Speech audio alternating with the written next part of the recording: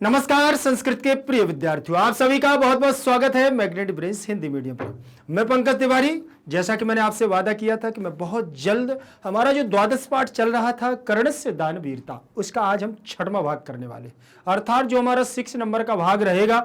उससे पहले मैं आपको कुछ बताना चाहता हूं। क्या बताना चाहता हूं? देखिए, परीक्षाएं हमारी नज़दीक है और परीक्षाओं के लिए हमें क्या करना होगा, क्या हमारी रणनीति होगी, उसके लिए मैं आपको बता दूं कि अगर बहुत सारे और बहुत अच्छे अंक लाने हैं आपको, तो सबसे पहले तो ये देखें कि जो हम पढ़ रहे हैं वो हमारे पास उपस्थित है कि नहीं। क्योंकि केवल वीडियो देखने से और केवल वीडियो बस से आपका काम नहीं चलेगा। दोनों चीज देखिए, दोनों चीज आपके पास होंगी। वीडियो प्लस रहेगा आपके पास नोट्स कैसे प्राप्त होंगे? और देखना, बुक तो आपके पास होगी, स्वाभाविक है, लेकिन फिर भी आपको क्या करना है, जो मटेरियल आप पढ़ रहे हैं वो मटेरियल आपके समक्ष हो तो आप लोग बहुत अच्छे से वो चीज तैयार कर सकते हैं। तो उसके लिए आप लोगों को क्या करना है, मैग्नेट ब्रेन्स 7 से लेकर के 12th क्लास तक के समस्त नोट्स आप लोगों को बहुत विधिवत तरीके से देता है। ध्यान रखिएगा, अब ये नोट्स संपूर्ण विषयों के रहेंगे, संपूर्ण कोर्स के साथ रहेंगे। टूटे फूटे आधे अधूरे कोई भी नोट्स नहीं रहेगा। ध्यान रखिएगा और एक बार आप ट्राई करके देखें जरूर, क्योंकि वो नोट्स आप लोगों के लिए और आपकी इच्छाएं हैं वो इच्छाएं सारी पूरी करेगा। क्योंकि आप जो क्लास में पढ़ रहे हैं वो आपके सामने होगा, तो आपका जो अंदर की जिज्ञासा है वो सारी समाप्त हो जाएगी और बस एक ही कामना रहेगी, अच्छे से अच्छे अंक लाने की। तो वहां तक पहुंचना कैसे है ये भी हम आपको बताते हैं। आपको कुछ नहीं करना है, जिस वीडियो से आप हमें देख पा रहे हैं उसी के नीचे डिस्क्रिप्शन लिंक पर जाएंगे तो वहां से आपको ई नोट्स और ई बुक्स के माध्यम से आपको नोट्स की संपूर्ण जानकारी मिल जाएगी। ध्यान रखिएगा, अब आपको जानकारी बस नहीं लेना है, आपको उन नोट्सों के बारे में संपूर्ण जानकारी लेकर के फिर अध्ययन भी करना है। ध्यान रखिएगा, फिर देखना उसका रिजल्ट आपके समक्ष होगा। ठीक है ना? मैं बस इतना ही कहना चाहता था, क्योंकि नोट्स अर्थात आपके समक्ष एक प्रमाण आपके अंकों का, तो वो प्रमाण आपके पास होना चाहिए। क्योंकि आप 10th क्लास पास करेंगे, 12th क्लास पास करेंगे, 7th क्लास पास करेंगे, जो आपको अंक सूची मिलेगी वो आपके जीवन का प्रमाण होगा। आप शिक्षित हैं, इस बात का आपके पास सबूत होगा। आपने कितने अच्छे से अंकों से प्राप्त किया है, इस बात की आपको खुशी होगी। ध्यान रखिएगा, आज हम जो पढ़ने वाले हैं उस क्लास पर चलते हैं। देखिए, देख पा रहे होंगे आप, लिखा है कक्षा 10वीं संस्कृत बिहार बोर्ड, कर्णस्य दानवीरता, द्वादशः पाठा अनुवाद भाग 6। ठीक है ना? भाग 6 पर चलेंगे। 5 तक हम लोगों ने शब्दार्थ और व्याख्या पर चर्चा कर ली थी। कर्ण की दानवीरता का चैप्टर का एक्सप्लेनेशन भी बहुत अच्छे से आप लोगों ने किया और पढ़ा भी। ध्यान रखें, अब हमारी कुछ व्याकरणात्मक टिप्पणियां रह गई थी जो हमारे एक्सरसाइज में दी हुई हैं। सबसे पहले उसमें है हमारी संधियां। संधियों पर चर्चा करें तो संधियों में सबसे पहले दिया हुआ है सूर्येणैव। पहला शब्द दिया हुआ है सूर्येणैव। अब इस शब्द को हमें देखना है कि ये शब्द बना कैसे है। देखें, 2 शब्द हैं, एक शब्द दिया हुआ है सूर्येण। क्या दिया हुआ है? सूर्येण प्लस एव, ये शब्द दिया हुआ है। अब यहां पर आपका आ हो जाएगा और यहां पर आपका ए हो जाएगा। ठीक है, आ और ए के बाद, आ के बाद ए आने पर क्या बनता है? आई बनता है। आ के बाद ए आने पर आई बनता है। इसमें आप लोगों ने गुण संधि का नियम देखा होगा कि वृद्धि संधि का? बताएंगे आप कमेंट सेक्शन में, आप लोग बताएंगे कि कौन सी संधि का नियम है। मुझे लग रहा है शायद गुण संधि का होगा, है ना? तो कमेंट सेक्शन में बताएं ना कि गुण संधि का है। ठीक है ना? देखें, ध्यान रखें, गुण संधि इसमें लगेगी कि वृद्धि संधि? बताएं जल्दी से कमेंट सेक्शन में कौन सी संधि इसमें होगी, ये आपके लिए जवाब रहेगा। मैं तो बस नियम यहां पर आपको लिखूंगा, ठीक है ना, और सूत्र लिख दूंगा, संधि का नाम आपका यहां से हटा दूंगा। संधि आपको बताना है। नियम आपका यह है, आ के, छोटा आ या बड़ा आ के बाद अगर ए या आई, दो में से कोई भी आए तो आई बनता है, और छोटा आ और बड़ा आ के बाद अगर ओ या औ आए तो औ बनता है। ठीक है, तो ये कौन सी संधि का नियम है, जल्दी से बताएं आप। ठीक है ना? अब यहां पर आपने देखा कि सूर्येण, अणा में से आपका आ निकल चुका है, इसलिए आपका हलंत हो जाएगा अणा। 2 वर्णों से मिलकर के एक विकार उत्पन्न हुआ है जिसे हम आई के रूप में जानेंगे। यहां पर आ गया। अब एब में से ए निकल गया है तो केवल और केवल मेरे पास क्या बचा हुआ है? वा। तो वा को यहां लिख देंगे। अब आई की मात्रा इस पर लगेगी तो ये आपका बनेगा सूर्येण, सूर्येण, और आई की मात्रा इस पर लग जाएगी तो ये पूरा हो जाएगा, यहां से हलंत हट जाएगी और वा इसमें जुड़ जाएगा, सूर्येण ऐव। ठीक है, चलिए अब आप लोगों ने कमेंट सेक्शन में लिख करके तो जरूर दिया होगा, ध्यान रखें। और अब इसमें संधि जो आपकी है उस संधि को सुन लीजिए, इसमें आपकी होगी वृद्धि संधि। क्या होगी इसमें? वृद्धि संधि, क्योंकि इसका सूत्र होता है वृद्धिरादैच, जो वो कहता है कि ह्रस्व आकार या दीर्घ आ के बाद अगर ए या आई आता है तो आई बनता है, और छोटा आ या बड़ा आ के बाद ओ या औ आता है तो औ बनता है। ठीक है, ये वृद्धि संधि का नियम, मतलब पहले शब्द में आपकी वृद्धि संधि होगी। कौन सी संधि होगी? वृद्धि संधि। दूसरा दिया हुआ है प्रीतोस्मि, तो प्रीतः प्लस अस्मि, प्रीतः प्लस अस्मि। अब यहां पर विसर्ग लगा है तो ये तो स्पष्ट हो गया है कि इसमें विसर्ग संधि है। ठीक है, विसर्ग संधि है तो इसको सॉल्व कर लेते हैं। इसको जब हम हल करेंगे तो ये लिखा हुआ है प्रीतः, क्या लिखा है? प्रीतः प्लस अस्मि, प्रीतः प्लस अस्मि दिया हुआ है। अब यहां पर क्या करना है? विसर्ग के स्थान पर, वैसे तो इसमें विसर्ग संधि है और लेकिन अगर विसर्ग के अंदर से पूछ लेता है तो इसमें फिर उत्त संधि आ जाएगी। विसर्ग के स्थान पर उत्त मतलब ऊ होकर के ओ बनता है और पीछे आने वाला आ हमारा अवग्रह के रूप में आ जाता है और इसमें सम्मिलित हो जाता है। तो हमारा बनेगा शब्द प्रीतोस्मि। कौन सी संधि हो जाएगी इसमें? विसर्ग संधि। कौन सी संधि होगी? विसर्ग संधि इसमें आ जाएगी, ध्यान रखिएगा। ठीक है, अब आगे देखते हैं। इसके बाद अगला शब्द दिया हुआ है नमस्करोमि। क्या दिया हुआ है? नमस्करोमि। तो नमः प्लस करोमि, नमः प्लस करोमि, तो इसमें भी विसर्ग संधि होगी। नमः प्लस करोमि दिया हुआ है। ठीक है, अब यहां विसर्ग के स्थान पर आप क्या करेंगे? श, विसर्ग के स्थान पर श। कौन से सूत्र से आया हुआ है? विसर्जनीयस्य सह, विसर्जनीयस्य सह, विसर्जनीयस्य सह सूत्र से विसर्ग के स्थान पर श आ गया और करोमि मेरा दिया हुआ है। क्या दिया है? करोमि, करोमि दिया हुआ है। अब इसको जब जोड़ेंगे तो ये बनेगा आपका क्या? नमस्करोमि। कोई दिक्कत नहीं है, बिल्कुल सरल संधि हमारी। ठीक, इसमें भी आपकी कौन सी संधि हो जाएगी? विसर्ग संधि हो जाएगी। आगे देखें, अगला हमारा जो दिया हुआ है, अगला शब्द है दीर्घ आयुर्भवेति। क्या दिया है? दीर्घ आयुर्भवेति। दीर्घ प्लस आयु प्लस भव प्लस इति, सारे देखो 4 पदों में टूटा हुआ है। दीर्घ प्लस आयु, आयु प्लस भव प्लस इति, मतलब एक साथ यहां पर कितनी संधियां हो सकती हैं ये आपको ध्यान देना है। ठीक है, ध्यान रखिएगा। अब आपको इसमें क्या करना है? यहां से आ ले लेना है और यहां का बड़ा आ ले लेना है, और जब आमने सामने आपका आ और आ जाए तो कौन सी संधि होती है? दीर्घ संधि। कौन सी संधि? दीर्घ। तो यहां पर हो जाएगा बड़ा आ, और बड़ा आ जाएगा तो यहां पर क्या हो जाएगा? दीर्घ में बड़ा आ की मात्रा लगेगी तो घा हो जाएगा, दीर्घा। और यहां क्या बचा था? केवल यू। क्या बन गया है? दीर्घायु। दीर्घायु। विसर्ग आपका लगा हुआ है तो विसर्ग ज्यों का त्यों रहेगा। भव प्लस इति दिया हुआ है। चलिए अब यहां विसर्ग के स्थान पर बात के बाद में करते हैं, यहां का भी देख लेते हैं। आ के बाद ई आने पर क्या बनता है? आपका ए बनता है। तो यहां आपकी कौन सी संधि होगी? यहां तो दीर्घ हो गया था लेकिन वहां आपकी गुण संधि होगी। कौन सी होगी? गुण संधि। गुण संधि। दीर्घ यहां हो जाएगी, गुण यहां हो जाएगी, यहां बीच में बताने की जरूरत नहीं है, यहां पीछे विसर्ग संधि है।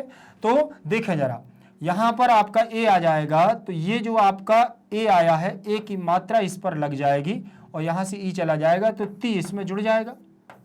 क्या बन गया है? भवेति।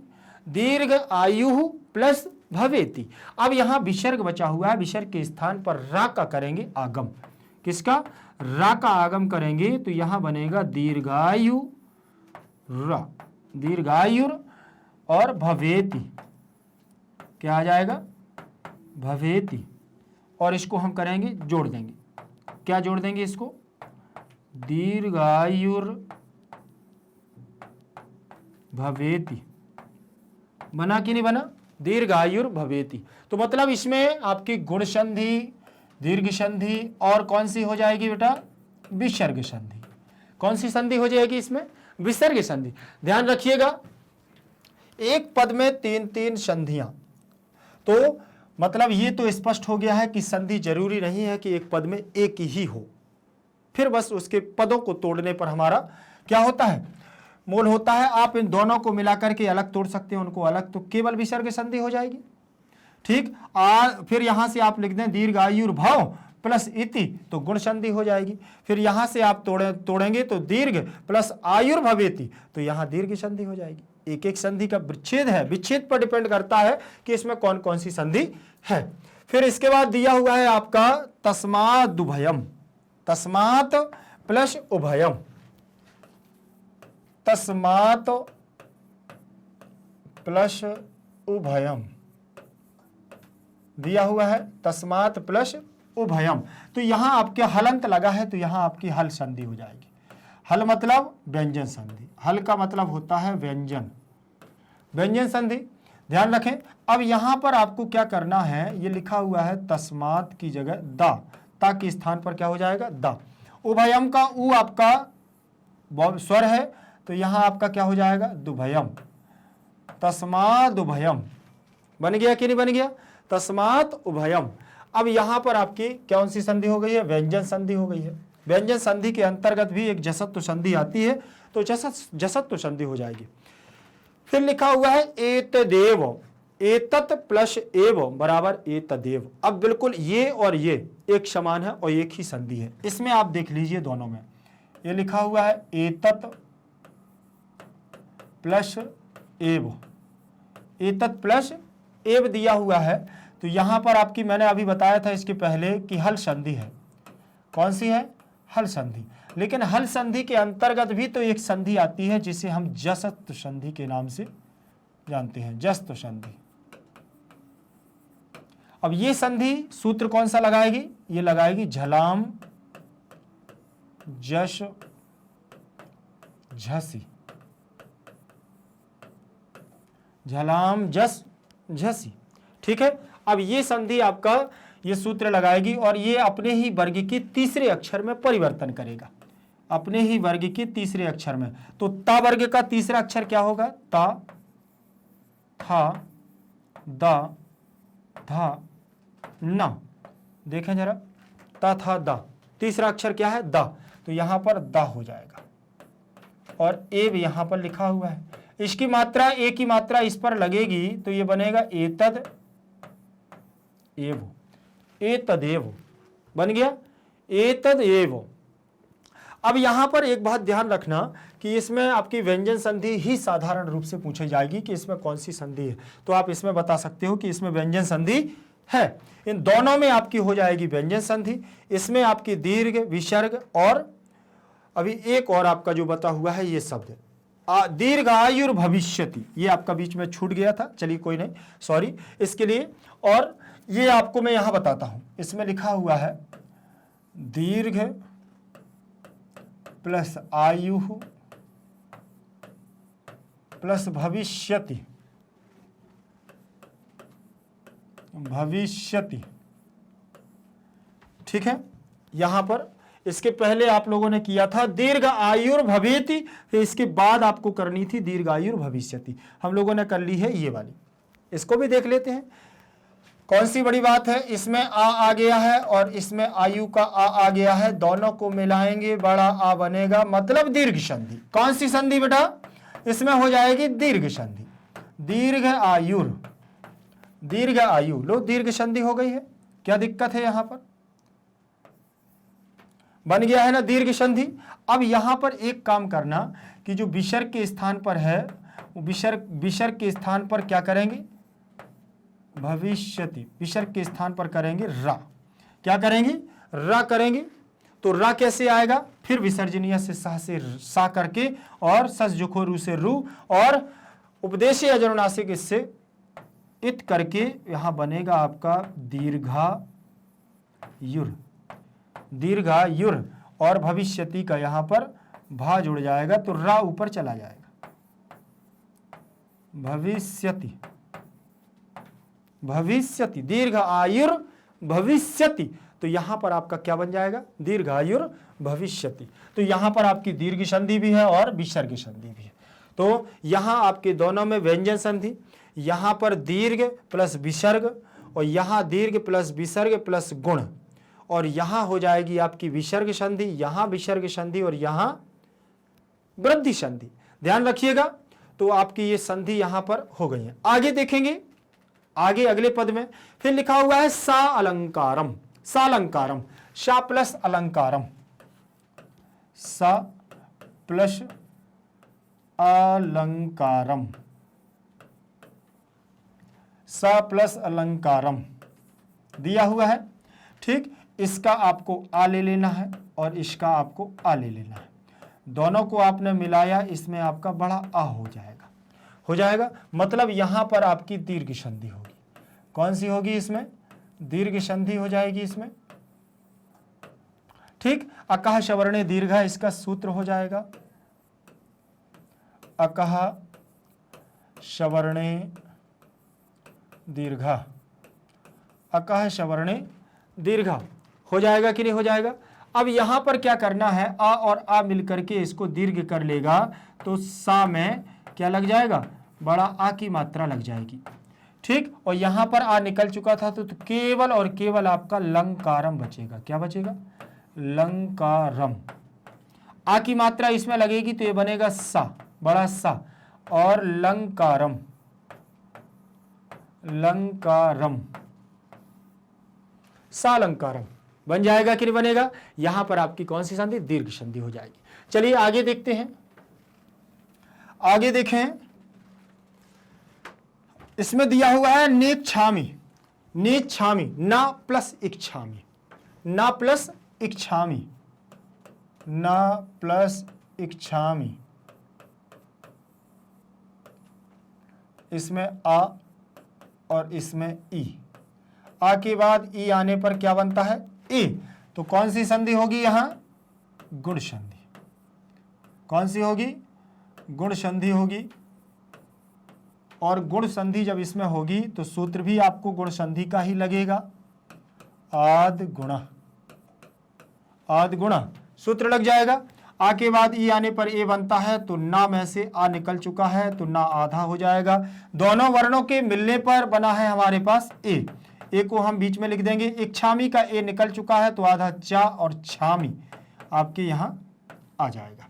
ठीक, ए की मात्रा इसमें लगेगी तो इसमें चढ़ेगा आपका ए की मात्रा, तो ने और आधा चा, निक्षामी शब्द बनेगा, निक्षामी बनेगा कि नहीं बनेगा। ठीक है, चलिए तो इसमें आपकी गुण संधि हो गई नेक्षामी। अगला शब्द दिया हुआ है नेक्षति, नेक्षति। ठीक, तो इसमें भी सेम हमारा एक ही रहेगा, इच्छामी गुण संधि रहेगी और ना प्लस इच्छति आपका बनेगा, ना प्लस इच्छति बनेगा कि नहीं बनेगा। अब इसमें भी आपको क्या करना है, ना में से आपको आ निकाल लेना है और इच्छति का ई ले लेना है। दोनों को बनाएंगे तो ए बनेगा, बनेगा और ना प्लस ए प्लस इच्छति का ई निकल गया है तो आधा चा और छति, ये हमारा इसमें आ जाएगा। ए की मात्रा इस पर लगेगी तो ये बनेगा आपका नेक्षति, बनेगा कि नहीं बनेगा, इसमें बन जाएगा आपका नेक्षति। समझ में आ गया। इसमें भी आपकी गुण संधि है और आद गुणा इसका सूत्र रहेगा। ठीक है, चले आगे देखें। अब आगे हमारा अगला शब्द रहेगा अन्यदपि, अन्यदपि लिखा हुआ है तो अन्यत प्लस अपि क्या रहेगा, अन्यत, अन्यत प्लस अपि दिया हुआ है। अन्यत प्लस अपि में आपको ध्यान रखना है कि यहां पर आपकी हल संधि होगी। कौन सी रहेगी, हल संधि। हल संधि वही हमारी जसत्व संधि जो वर्ग के तीसरे अक्षर में परिवर्तन करती है, जसत्व संधि। ठीक है, ध्यान रखिएगा। अब जस्त संधि इसमें लगेगी तो ता के बाद आप ता के स्थान पर क्या करेंगे, ता था दा में परिवर्तन करेंगे, ता था दा में परिवर्तन करेंगे तो बनेगा अन्यद, बनेगा अन्यद। और अपी इसमें जुड़ जाएगा आपका, तो ये पूरा हो जाएगा दा, और पी इसमें हो जाएगा अन्यदपि। क्या बन जाएगा, अन्यदपि। तो यहां पर आपका शब्द हो जाएगा अन्यदपि। ये हमारी व्यंजन संधि है, व्यंजन संधि का इसमें हमारा रूप लग जाएगा। ठीक, चलिए आगे देखेंगे। अगला हमारा शब्द रहेगा किंचित। किंचित, देखिए किंचित लिखा हुआ है, किम धन चित बनेगा। क्या बनेगा, किम धन चित। यहां पर दिया हुआ है किम प्लस चित, किम प्लस चित दिया हुआ है। अब यहां पर क्या करना है, यहां हमारी अनुस्वार संधि होगी, मुंह अनुस्वार, ठीक है ना, अनुस्वार संधि होगी। और मां के बाद देखिए यहां पर मुंह अनुस्वार, ध्यान रखें, मां का अनुस्वार होगा तो पीछे व्यंजन वर्ण है, तो मां का अनुस्वार हो जाएगा किसमें, बिंदु के रूप में, और हमारा ये जुड़ जाएगा किंचित। और यहां पर आप परसवर्ण कर देंगे तो अनुनासिक संधि में परिवर्तन हो जाएगा और आपका शब्द बन जाएगा किंचित। दो रूप में ये हमारा बनता है, ठीक है, एक में आपकी अनुस्वार संधि, एक में आपकी परसवर्ण होकर के अनुनासिक संधि हो जाएगी, ध्यान रखें। अब आगे देखेंगे, इसमें ह्य अग्निष्टोम फलम शब्द दिया हुआ है। क्या, ह्य अग्निष्टोम फलम, तो यहां पर आ गया ही प्लस अग्निष्टोम फलम, मतलब यहां यण संधि है। कौन सी है, क्योंकि या तो यहां कहीं नहीं है, और जब या नहीं है तो आपको या लाना पड़ेगा, तो वो कहां से आएगा, यण संधि से। अग्निष्टोम, देखें, अग्निष्टोम फलम, फलम, यहां क्या करना है, आपकी यण संधि लगेगी, यण संधि।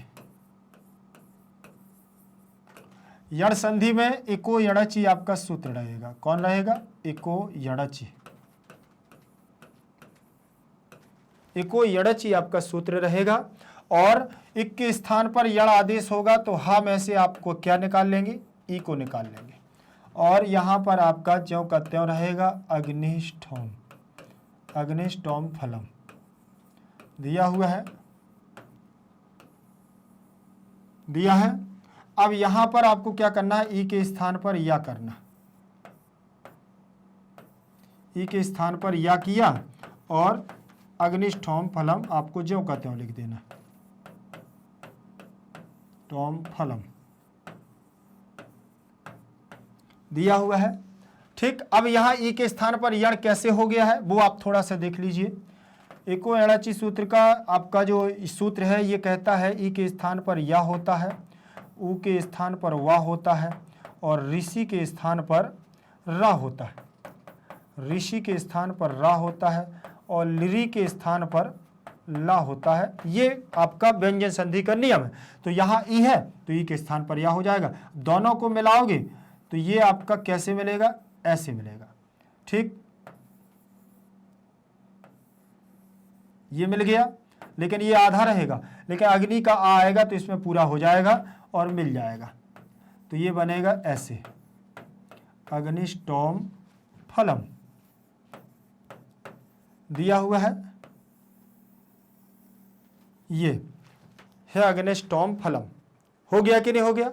चलिए अब यहां पर आपको क्या करना है कि यण संधि तो हो गई, बहुत सारे और भी शब्द आपको मिलेंगे जो आपकी यण संधि करवाएंगे, ठीक है, लेकिन आपको ध्यान रखना है कि आपकी जो इसमें संधि दी हुई है उनका संधि विच्छेद क्या है, और संधि विच्छेद के साथ साथ इनमें शब्द कौन कौन से निहित किए गए हैं, इस बात का आपको विशेष रूप से ध्यान रखना है। ठीक है, अगला शब्द हमारा दिया हुआ है इसके बाद मच्छिरा। क्या दिया हुआ है, मच्छिरा, मत प्लस सिरा, मत प्लस सिरा, मत प्लस सिरा दिया हुआ है।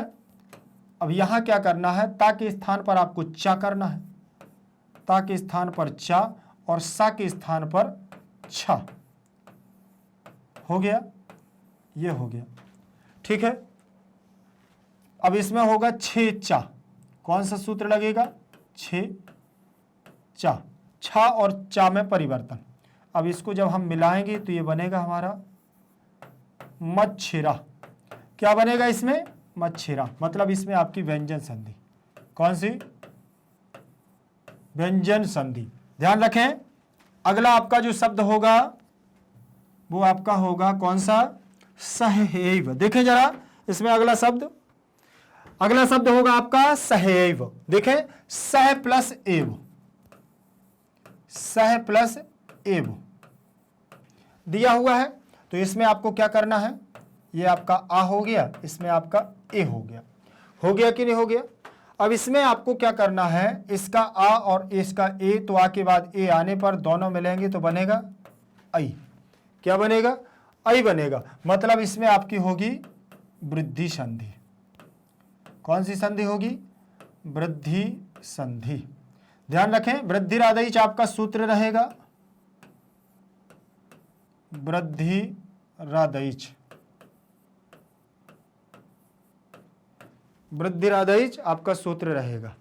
ठीक है, इसमें सूत्र लगेगा। अब जो वृद्धि रादैच है तो सा प्लस आई प्लस वाह हो गया। आई की मात्रा इसमें लगेगी तो क्या बनेगा? सहैव। तो कौन सी संधि हो जाएगी इसमें? वृद्धि संधि। ध्यान रखिएगा, इसमें आपकी वृद्धि संधि हो गई है। आगे का शब्द आपका रहेगा देवासुरैरपि। क्या शब्द दिया हुआ है? देवासुरैरपि। देवासुरैरपि। देव प्लस असुरै प्लस अपि, देव प्लस असुरैः, असुरैः प्लस अपि। ठीक, अब यहां पर आपका देव के वा में से आ को ले लिया, असुरैः का आ ले लिया, दोनों को मिलाया, बड़ा आ बन गया। और जब बड़ा आ बनेगा तो दीर्घ संधि होगी। कौन सी संधि होगी यहां? दीर्घ संधि। दीर्घ संधि। अब यहां आप क्या करेंगे? देव, देव में से आपका आ निकल चुका था तो आ प्लस असुरई का आ निकल गया है तो सुरई, सुरई बन गया। फिर इसके बाद आपका अपी बचेगा। क्या बचेगा? अपी। अब आ को इसमें जोड़ेंगे तो देवा, क्या बनेगा? देवा। और सुरई इसमें जुड़ जाएगा तो देवा सुरई ही। विसर्ग के स्थान पर आपको क्या करना है? रा कर देना है। विसर्ग के स्थान पर रा करेंगे और पीछे वाला आ आएगा तो रा में मिल जाएगा तो पूरा हो जाएगा और बन जाएगा देवासुरैरपि। क्या बनेगा? देवासुरैरपि। मतलब यहां पर विसर्ग संधि भी है और दीर्घ संधि भी है। कौन कौन सी? दीर्घ संधि और विसर्ग संधि। ध्यान रखें। फिर इसके बाद दिया हुआ है हमारा तथापि। अगला शब्द क्या दिया हुआ है? तथापि। तथा प्लस अपि। ठीक, तो तथापि, यथापि। यथा माना जैसा भी, तथापि, तथापि माने वैसा भी। ठीक, तो यहां हो गया तथा प्लस अपि। इसमें कौन सी संधि होगी? तो तथा का आपको बड़ा आ ले लेना है और अपि का छोटा आ, दोनों को लिया और आ के बाद आ आने पर आपका हमेशा बड़ा आ बनता है। तो कौन सी संधि में? दीर्घ संधि में। कौन सी संधि में? दीर्घ संधि। और दीर्घ संधि में हमेशा आ के बाद आ आने पर आ बनता है, ई के बाद ई आने पर ई बनती है, और ऊ के बाद ऊ आने पर ऊ बनता है, ऋषि के बाद ऋषि आने पर ऋषि बनता है। ध्यान रखना। तो यहां पर भी आपका यही रहेगा तथा। तथा में से आपका आ निकल गया है तो था आपका छोटा, आधा बचा हुआ है, और दोनों वर्णों को मिलाने पर आपने क्या बनाया? बड़ा आ। और अपी में से आ निकल गया है तो आपके पास क्या बचा हुआ है? पी। आ को आप लगाएंगे था में, वर्ण सम्मेलन कृत्य करेंगे तो ये बनेगा तथा, और पी जुड़ जाएगा तो शब्द आपका बनेगा तथापि। क्या बनेगा? तथापि। ध्यान रखना। तो यहां पर भी आपकी दीर्घ संधि होगी और अकह सवर्णे दीर्घा सूत्र लग जाएगा, लगेगा। आगे देखते हैं अगला हमारा शब्द कौन सा है? एवास्य। क्या दिया हुआ है? एवास्य। ठीक, एव प्लस अस्य, एव प्लस अस्य ये दिया हुआ है। देखें इसमें लिखा हुआ है एव प्लस अस्य। चलिए यहां भी देखते हैं कौन सी संधि होने वाली है। तो देखें एव के वा का आपने आ ले लिया और अस्य का आपने आ ले लिया, दोनों को आपने मिलाया तो यहां बड़ा आ बन गया है, बना है कि नहीं। अब आपको क्या करना है कि एव में से जो वा में से आपने क्या लिया था, वा में से आ को लिया था, तो ये आधा हो गया, और दोनों वर्णों को मिलाने पर जिस वर्ण का हमने विकार किया है, जिनको दो को मिला करके एक वर्ण को बनाया है, वो आपका क्या है, बड़ा आ। तो बड़ा आ को आप बीच में लिख दोगे, अस्य में से आ निकल गया था तो आधा शा और या हमारे पास रह जाएगा। अब इसको आ को हम वर्ण सम्मेलन कृत्य करेंगे तो वा में इसकी मात्रा लग जाएगी, तो ये बनेगा यो ए वा, और आधा सा और या इसमें जुड़ जाएगा तो शब्द हमारा बनेगा एवास्य। क्या बनेगा इसमें, एवास्य बनेगा। और इसमें भी हमारी कौन सी संधि होगी, दीर्घ संधि, इसमें भी हमारी दीर्घ संधि होगी, और अकः सवर्णे दीर्घा इसका सूत्र रहेगा। आगे देखेंगे, इसके बाद दिया हुआ है हमारा खलवनेक कपट बुद्धे। देखें खलवनेक कपट बुद्धे, खलु प्लस अनेक, यहां संधि विच्छेद है, देखिएगा खलु प्लस अनेक बुद्धे, अनेक कपट बुद्धे, अनेक कपट बुद्धे। दिया हुआ है, आपको कुछ नहीं करना है, इसमें से ये पहला जो हमारा मेन शब्द दिया हुआ है इसमें देखना है कि ला के बाद इसमें वा है, ला के बाद इसमें क्या दिया हुआ है, ये वा दिया हुआ है, लेकिन ये आया कहां से, तो इसकी हम छानबीन करते हैं। और जब इसकी छानबीन करेंगे तो कुछ नहीं करना है, ला में से ऊ को निकालना है आपको, और ये वाला पद आपको ज्यों का त्यों लिख देना है, अनेक कपट कपट बुद्धे दिया हुआ है। अब आपको याद करना है कि कौन सी संधि में ऐसा कहा गया है कि ऊ के स्थान पर क्या आ जाए, वा आ जाए। कौन सी संधि में कहा गया है, यण संधि में। किस में कहा गया, यण संधि में कहा गया है कि ई की ई अगर हो तो या ले आओ, ऊ अगर हो तो वा ले आओ, ऋषि अगर हो तो रा ले आओ, और लिरी अगर हो तो ला ले आओ। ये हमारी कौन सी संधि में कहा गया है, यण संधि में। और यण संधि का सूत्र होता है एको यणचि। चलिए यहां ऊ है तो ऊ के स्थान पर क्या करेंगे, वा कर देते हैं। देखें ये आपने वा कर दिया, और आपका ये वाला पद ज्यों का त्यों रहेगा, अनेक अनेक कपट, अनेक कपट बुद्धि। ये आपका ज्यों का त्यों पद रहेगा, रहेगा कि नहीं रहेगा। चलिए अब इसमें क्या करना है, आ इसमें आप जोड़ोगे तो आपका ये पूरा जब वर्ण सम्मेलन कृत्य होगा तो आधा ला वा हो गया, ये भी आधा रहेगा, अनेक का आ इसमें जुड़ जाएगा और ये आपका पद इसमें हो जाएगा, अनेक कपट, अनेक कपट बुद्धि हो गया, अनेक कपट बुद्धि हो गया, खलवनेक कपट बुद्धि पूरा शब्द बन गया है आपका यण संधि के आधार पर। आगे हमारा जो पद रहेगा अब उसको हम देखते हैं, उसमें क्या होगा हमारा, कृष्णस्योपायः। क्या दिया हुआ है, कृष्णस्योपायः, कृष्णस्य प्लस उपायः, कृष्णस्य प्लस उपायः, ये संधि विच्छेद है, कृष्णस्य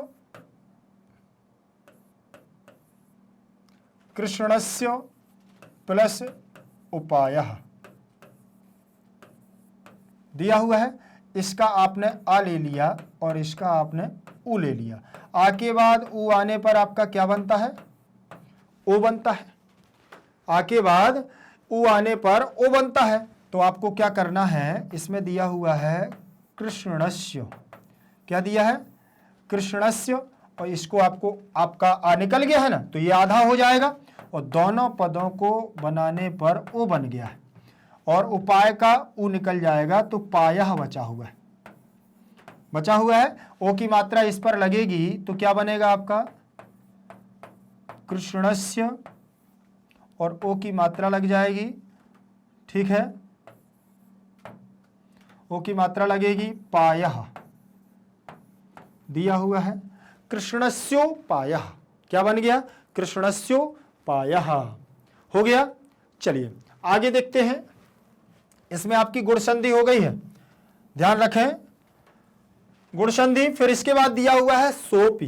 क्या दिया है? सोपी। अब सोपी में सह प्लस अपी, ये तो सरल, कई बार कर चुके हैं आप।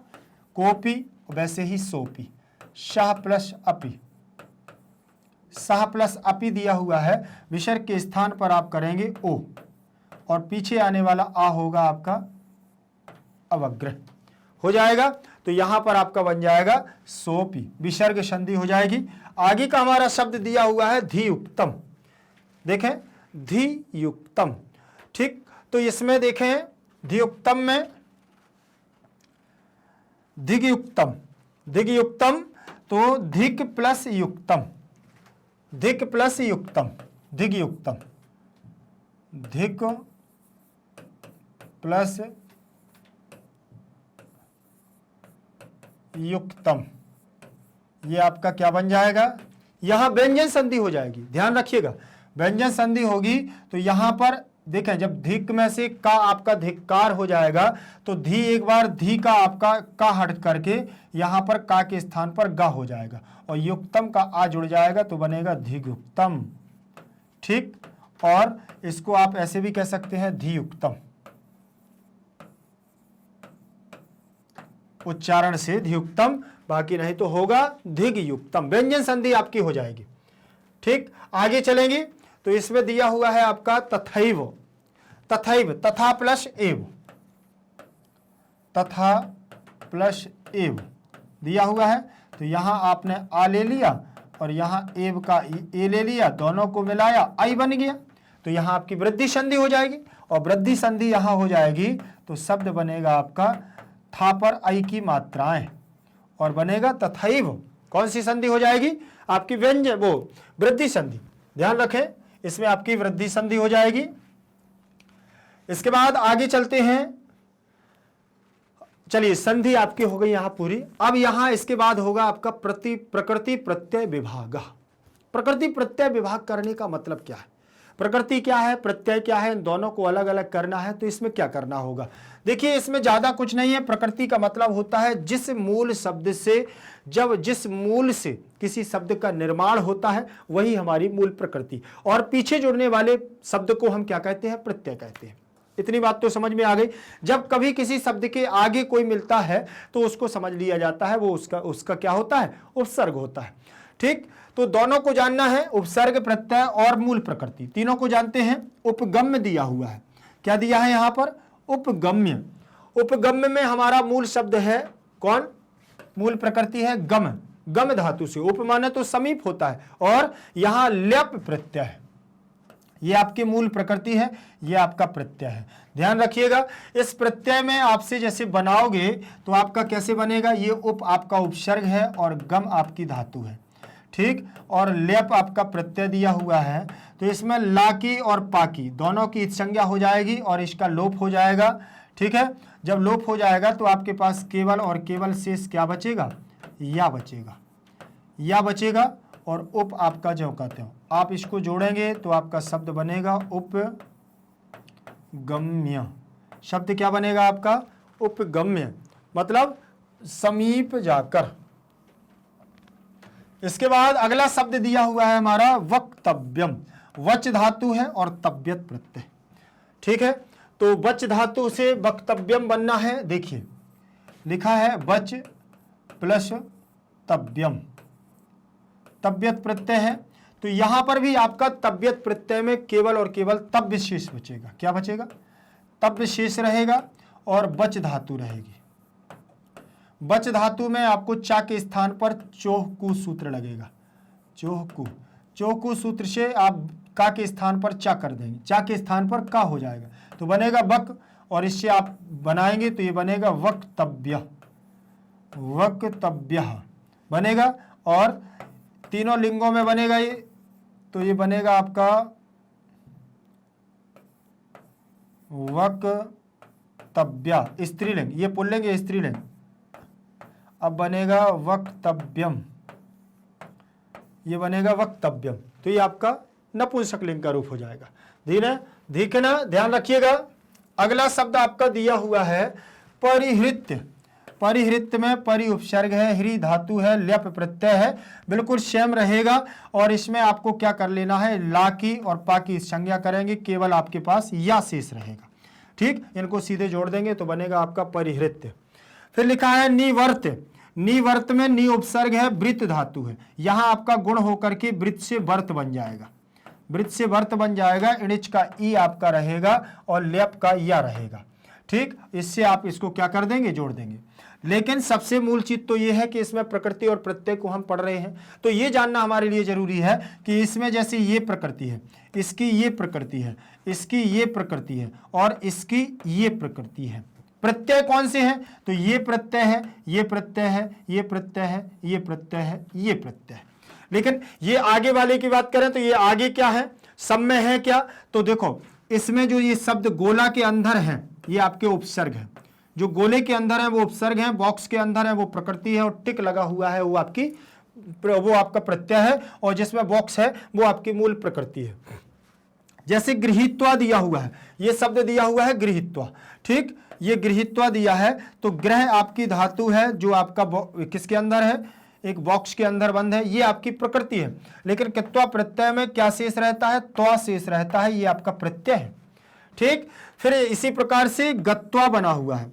गत्वा में गम आपकी धातु है जो आपकी मूल प्रकृति है, और इसमें कित्वा प्रत्यय में का की संज्ञा होकर के त्वा आपका शेष बचता है, ये आपका प्रत्यय है। ठीक, फिर इसमें जित्वा लिखा हुआ है। जित्वा में जी आपकी धातु है जो आपकी मूल प्रकृति है, और कित्वा आपने बनाया है प्रत्यय है, इसका त्वा आपका शेष रहेगा। ध्यान रखिएगा। तो ये हमारे जितने भी टिक लगे हुए हैं ये आपके प्रत्यय हैं, जिनमें बॉक्स बना हुआ है वो आपकी प्रकृति है। आगे आने वाले जो 2-3 हमारे हैं वो उपसर्ग है।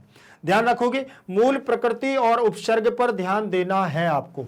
ठीक है ना, उपसर्ग प्रत्यय आपके यही हैं, और बीच में जो आपकी धातु जिससे आपका किससे शब्द का निर्माण होता है। जैसे यहां पर देखें गम आपका मूल शब्द है, यहां पर बक आपकी मूल धातु मूल प्रकृति है, इसमें हिरी आपकी मूल प्रकृति है, इसमें वृत्त आपकी क्या मूल प्रकृति है, इसमें आपकी गृह आपकी मूल प्रकृति है, गम इसमें भी आपकी मूल प्रकृति है, जी आपकी इसमें भी मूल प्रकृति है। आगे देखेंगे अगला हमारा जो शब्द होगा वो दिया हुआ है कार्यम। कार्यम में आपकी क्री धातु होगी। ठीक, तो क्री आपकी धातु है तो ये आपकी क्या कहलाएगी, प्रकृति कहलाएगी, ये आपकी प्रकृति है। यणत प्रत्यय है तो अणा की और ता की संज्ञा हो जाएगी और या आपका रहेगा। तो क्री से आपका यहां वृद्धि होकर के कार्य बनेगा, क्या बन जाएगा, कार, और या जुड़ जाएगा तो कार्य बन जाएगा। भेतव्यम दिया हुआ है तो इसमें भी भी धातु है, भीतरार्था नाम भय हेतु। ठीक है ना, तो ये आपका डरने के अर्थ में होता है। तब्यत प्रत्यय में ता की संज्ञा हो जाएगी और तब्य शेष रहेगा। ध्यान रखिएगा, मैं आपको ज्यादा अंदर नहीं ले जा रहा हूं क्योंकि आपको सीधा सीधा पढ़ना है, जैसा आपकी परीक्षा में आना है वैसे आपको। उसमें वो पूछेगा कि भेतव्यम में कौन सी धातु है, तो ध्यान रखना है कि भी धातु है और तब्यत प्रत्यय है।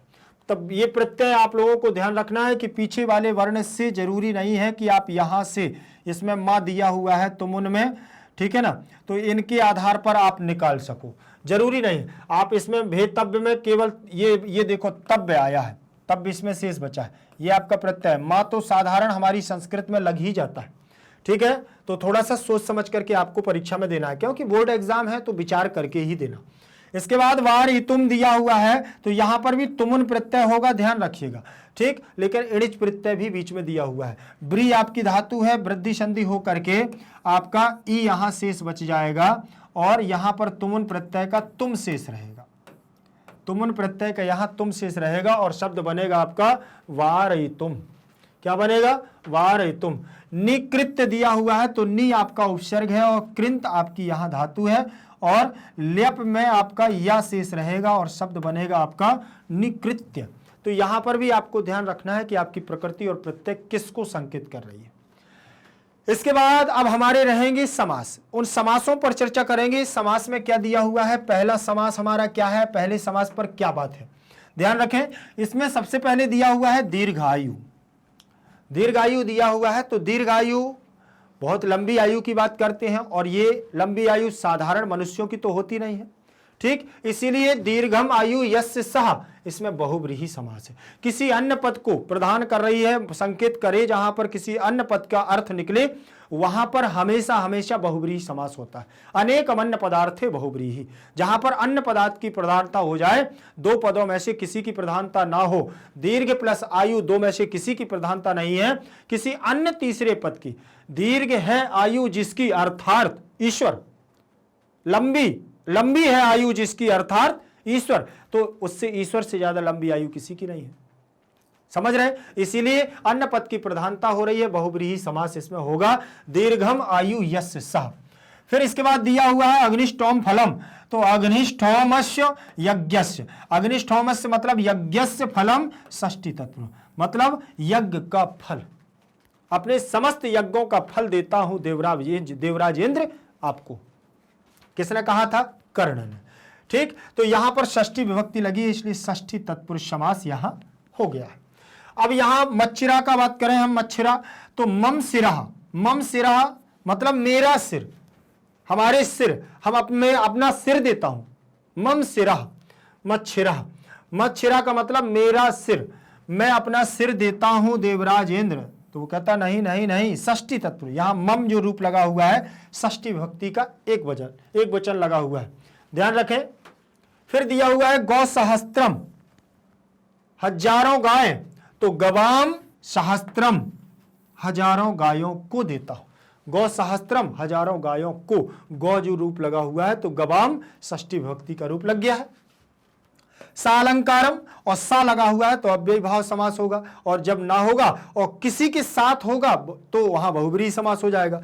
अलंकारेण सहितम, सहायार्थक बहुव्रीहि समास, और आपको अगर वहां पर बहुव्रीहि समास नहीं मिलता है तो आप अव्ययी भाव समास लगा देना, बिल्कुल सही हो जाएगा, ठीक। फिर इसके बाद दिया हुआ है भुजंग जिह्वा, सांप की जीभ, तो भुजंगस्य जिह्वा, सर्प की जीभ, षष्ठी तत्पुरुष समास। कौन सा समास हो जाएगा? षष्ठी तत्पुरुष समास। यहां पर जैसे बनता है रामस्य वैसे ही भुजंगस, जैसे रामेण वैसे ही अलंकारेण, ठीक। तो यहां पर देखें जैसे रामस्य वैगने अग्निष्ठोमस्य, बहुत सारी चीजें हैं, आप शब्द रूपों से ध्यान रखें। जिह्वा चपला मतलब जिह्वा युव चपला, उपमान पूर्व पद कर्मधारय समास, जिसमें उपमान हो पूर्व पद। जीभ कैसी है? चपला, मतलब जो उपमान जिसकी तुलना की जाए वो उपमान, ठीक है ना। तो देखें जरा, यहां पर जीभ की तुलना चंचलता से की जा रही है, चपला से की जा रही है, तो उपमान पूर्व पद कर्मधारय समास यहां हो गया है, ठीक। आगे चलेंगे। इसके बाद दिया हुआ है अगला समास देह रक्षा मतलब देह की रक्षा, तो यहां पर स्वाभाविक है कि षष्ठी तत्पुरुष समास होगा, देहस्य रक्षा, षष्ठी तत्पुरुष समास हो गया। फिर काल पर्ययात, कालस्य पर्ययः परिवर्तनम, काल परिवर्तनम, पर्ययः का मतलब होता है परिवर्तन, कालस्य पर्ययः तस्मात् षष्ठी तत्पुरुष, काल से जो परिवर्तित हो, ठीक, वो होगा षष्ठी तत्पुरुष समास। सुबुद्धम